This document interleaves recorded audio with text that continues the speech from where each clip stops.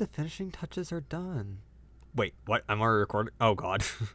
Hello, everyone. I know it's been quite a bit of time since I've done something around here, but it has been a while. I have been doing streaming, and I've been posting some clips when I make a clip or when someone else makes a clip, but aside from that, I haven't really done anything here in a while, so I decided to come back. However, one of the things that has happened is that Silksong finally came out. Let us rejoice. I was always a fan of Hollow Knight since I played it. Thank you, Game Theory, for even putting the game on my radar. But I already made a race for this. I wanted to make a whole class thanks to Silksong. I've seen people try this concept before, and I think they fail mostly because it feels like you're gaining items rather than gaining power onto your character. Like with paladins and their oaths, or the paths of the barbarian, or ways of the monk, for example. It feels more like you gain magical items rather than power. And I decided to not do that, as classes shouldn't be determined by what items you have. And so I decided to make this class all about the soul. Since in Hollow Knight, soul is what you need in order to cast spells in the game, and is a very powerful substance that can distort the forms of those who aren't able to handle it, as seen in the Soul Sanctum. And once this distortion happens, they can also cast spells. How does one truly make a class for the knight, however? Very simply, we know that the knight is a character that can, not in the normal way, so I'm thinking Pact Magic for the magic side. We'll also make them more of a melee-focused build in terms of the skills we'll give the knight. However, I also word it in mostly the same way, where you can just use ranged as well.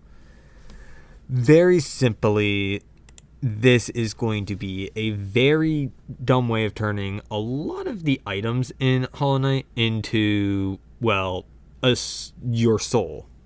Your soul will be the thing that will grant you your abilities, like Pact Magic and, well, melee stuff.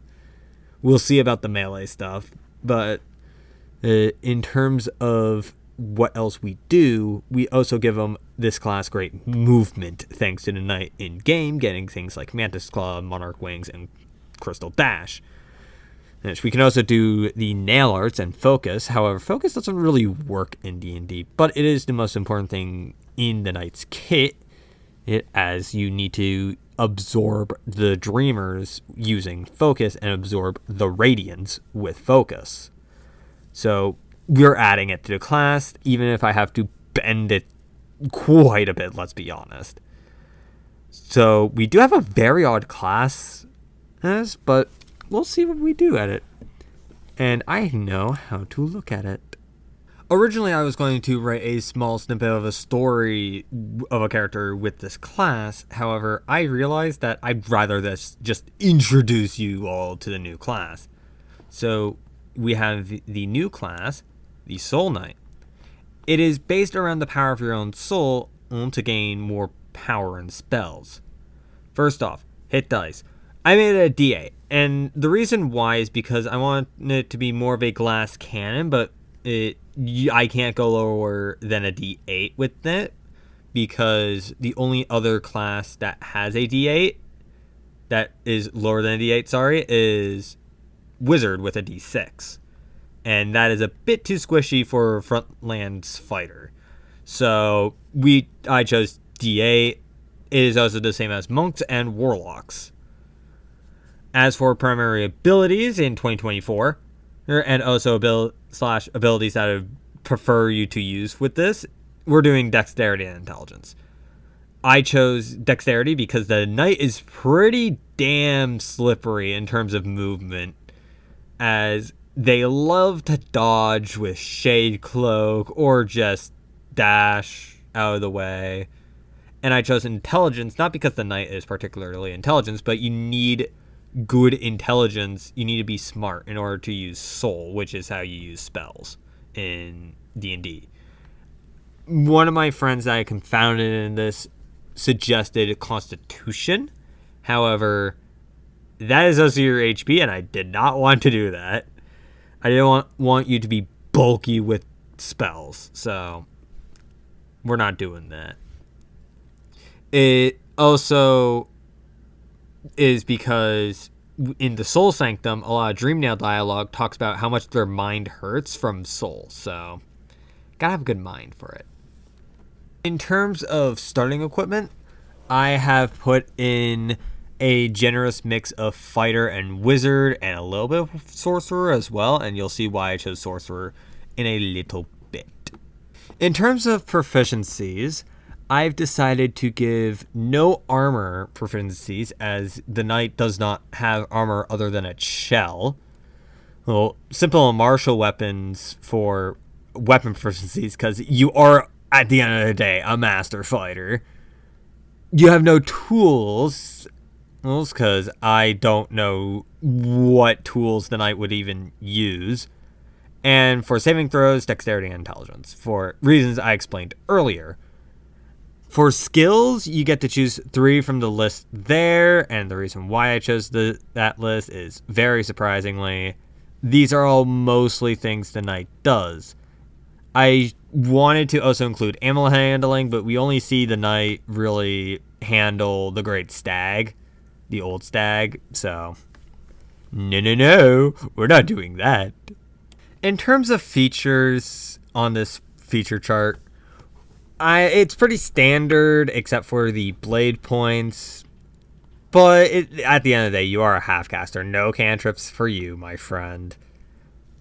But you'll notice some interesting things here, like what is Knight's Soul, or what is, blade points. We'll cover those in just a moment. Upon reaching level 1, I gave you unarmored defense. This is why you don't have any armor proficiencies, not that the knight even has those. And it's your dexterity modifier plus your intelligence modifier, as I will say that with monks and barbarians that also get this, they get their secondary ability score, primary ability score modifier to it, and for the Soul Knight, that is intelligence. And you can still use a shield like normal. As for the actual thing, Soul Focus, starting at level 1, you can enter a state of pure focus for 1 minute. While in the state, you gain the following benefits. You gain a +2 to hit with weapons with the finesse property, and you gain a +2 to your armor class. This can be insane in terms of armor class, but you deserve it. You're the glass cannon. Also, you'll notice the third thing there being, whenever you hit a creature 3 times, you gain an expended spell slot. You don't gain more spell slots, you just regain them. And you might say, Noko, that's broken. Noko, that's broken. No, you'll see why I put that in a little bit. Also, while in this state, you can use your action to gather your soul's power to heal. If you are hit before the start of your next turn, this action fails. But if you aren't hit, you can use a hit dice to heal yourself or a creature with a range of touch. This will use your hit dice. So, be careful not to use it too much. You can also just end the state early with a bonus action, and you can enter a number of times equal to your proficiency modifier. Pretty standard stuff, other than, the spell slot thing and the healing, but I wanted to include focus. As I said earlier, it is the most important part of the game, so had to include it somewhere. However, level 2, you get the other gimmick for this class, the blade points. At level 2, you get to use techniques called blade arts with your melee weapons, giving them special properties or more damage. However, you can only use these techniques as long as you have blade points available. You can spend an action and a blade point for one of the following attacks. Powerful blow using this technique doubles your damage, period. However, make sure to declare this before, for the sanity of your DM. I didn't put that in, but just make sure. And these are the basic nail arts that you can get in Hollow Knight, and you'll see that I've added more.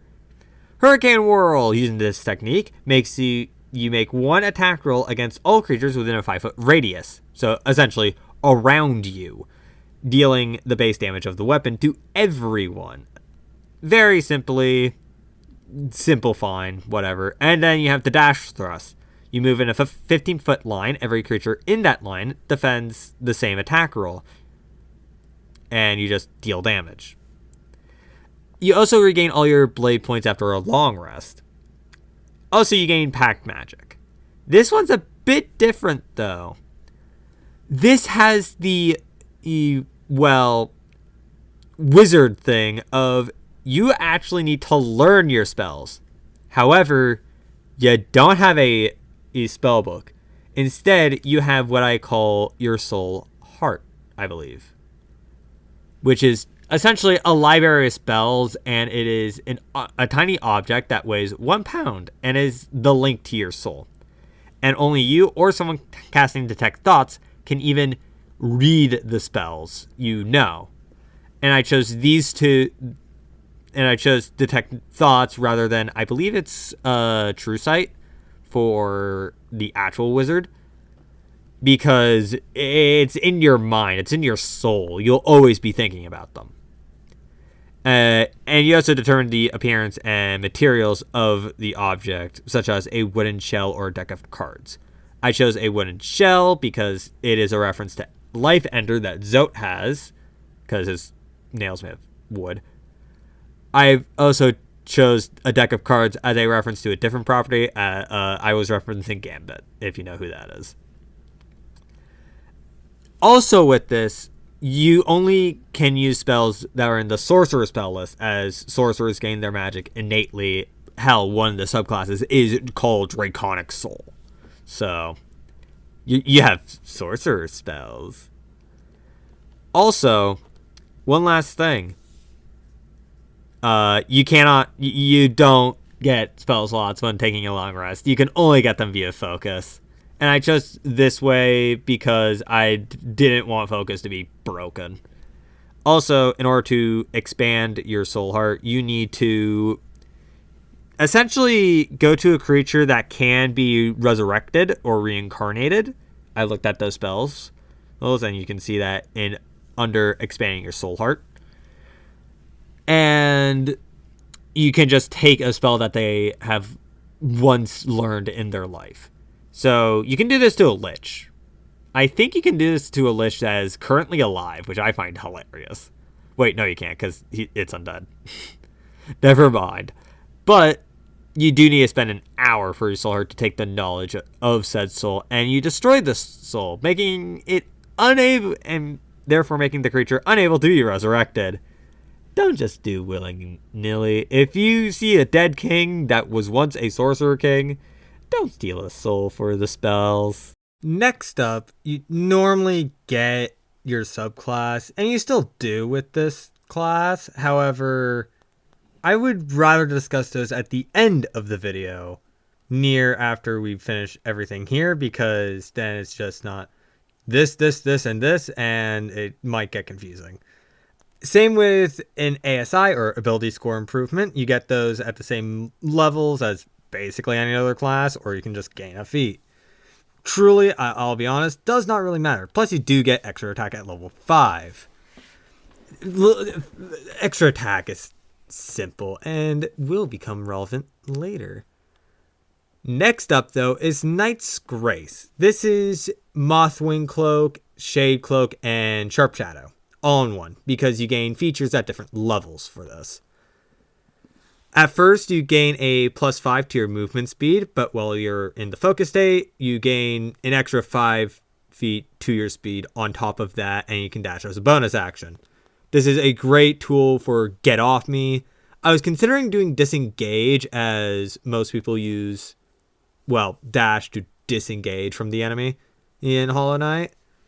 However, I did make it so that when you reach level 9, you do get essentially disengage when you dash, which means you don't take attacks of opportunity if you were to be affected by those. And if you don't know what that is, it's essentially move into a creature's space within 5 feet. They can use their reaction to attack you. And at level 17, every time you dash through a creature, they just take 3d6 necrotic damage. It's not powerful. It's not meant to be your main source of damage. It's just extra damage. Next up, at level 6, you gain Soul Movement. You gain more movement options, essentially. And this is a reference to Mantis Claw, but I also included Mothwind Cloak in this because I thought it would be nice to involve your soul in some way. And when you first gain the feature at level 6, you gain a climb speed equal to half your walking speed. Does not matter what your walking speed is, it's just half of that. And when you again gain this feature at 14th level, you can gain a spectral pair of wings, which can give you a 10-foot flying speed. But in order to move more than this speed, you need to touch the wall or the ground for 6 seconds. Essentially, you can do this to go very fast in a singular turn, but I don't recommend it. And this is, again, a reference to how in the game, to recharge Mothwind Cloak, you either need to touch a wall, pogo, or touch the ground. Very simple. Next up is Tear Soul, sorry. The name is a reference to the tier item, Tear of Isma's Tear, whatever you want to call it. The name is a reference to that, and that was originally what this was going to be a reference to. But I decided 10th level, I'm not going to give you resistance. Instead, this entire thing is a reference to the fact that soul is a liquid. Your soul will start to make a watery substance at the start of a long rest. You can make up to your intelligence modifier worth of bottles of this watery substance. When someone other than you drinks this, they have to roll a d4. On an even roll, any creature that drinks it enters the same focus state as you do, but it only lasts 30 seconds. On an odd roll, any creature that drinks it takes your intelligence modifier worth of d6 and necrotic damage, but regains 2 spell slots of whatever you can cast. This is essentially saying you take damage, but you gain slots back, so you'll be fine. This can be really devastating on a melee creature, though, so you could also use it as a form of attack. Also, if you drink this substance, you just fulfill your water requirement, which is a thing in D&D, but most people don't really pay attention to it, which I find odd, honestly. Next up, Soul Resistance. This is Isma's Tear. Basically, the substance starts to cover you, making it so that you gain a resistance to acid and necrotic damage, as the knight does not take damage from the void. I know, it's made of void, but still. And second to last, Soul's Light. At 18th level, your soul starts to make the watery substance and also make some dim light. This is just flavor. When a creature drinks the liquid, you can choose from the Tear of Soul feature, so you get to choose, plus 1 the following options. You gain your modifier in D4's worth of hit points, or you inflict the poison condition. This is more trying to trick people, but it's also just fun, honestly. You get to control it more, which is very fun when you know what you're doing, in my opinion. And last up, you have Soul's Pale Focus. Once reaching level 20, you're always in your focus state, no matter what. Using the Soul Focus feature again, you double the spell slots you would gain from it, as well as a +1 to your AC. I think that's pretty cool, not gonna lie. Now, for the class itself, without the subclasses, I think this is pretty cool. But could probably be broken under the right build. Hell, any D&D classes, let's be honest. But I think it does do a good job of you are utilizing your soul for combat. So, let us go into the subclasses. So, normally I would do 2 subclasses, but I decided, fuck it. I'm going to do 3, because I like Hollow Knight, and I thought I would do 2 based off of the actual game, and then 1 more rooted in Dungeons and Dragons. So, first off, we have Soul of the Master. This is a reference to the Nail Masters, who honestly don't really do anything in their boss fights that are that interesting. There are some other cool things we can do, though. So, at level 3, you gain the Focused Art feature. When you enter the focus state, you can choose to gain blade points instead of spell slots while in this state. You also gain new blade arts that can be only done while in the focus state. You get Wide Bonk. You roll 1 attack for all creatures in a 10-foot cone in front of you. You roll 1 instance of damage for all creatures hit. You have Pummeling Slam. You slam the melee weapon down and then force the creature to make a strength saving throw against your spell save DC or fall prone. On a successful save, the creature takes normal damage. While used in the air, you fall 500 feet every 6 seconds. Pretty cool. The only one and last but not least, you have Blood Frenzy, You swing your melee weapon wildly to 1 target. If the attack lands, this art does extra damage equal to 1d6 for every 10 HP you have missing from your maximum HP. The last one is a reference to Fury the Fallen. The other 2 are mostly original. Pummeling Slam does have roots in one of the Nail Masters attacks that they all seem to love doing, which is they just slam down. Pretty fun. At level 7, you gain extra arts. You can spend a second... You can just use more blade points in a turn, essentially. It's essentially extra attack, but you can use 2 blade points instead and to do 2 blade arts. And also, not only that, but you can now treat any melee weapon as if it has the finesse property. Because Sly has a fucking great sword at his size, and he's using dexterity to hit people with it. What a madman that guy is. At level 11, you gain Master's Force. Starting at level 11, anytime you hit a creature with your melee attack or blade arts, you can expend an extra blade point to try and stun the creature. This forces the creature to make a Constitution saving throw against your spell save DC or be stunned until the start of your next turn.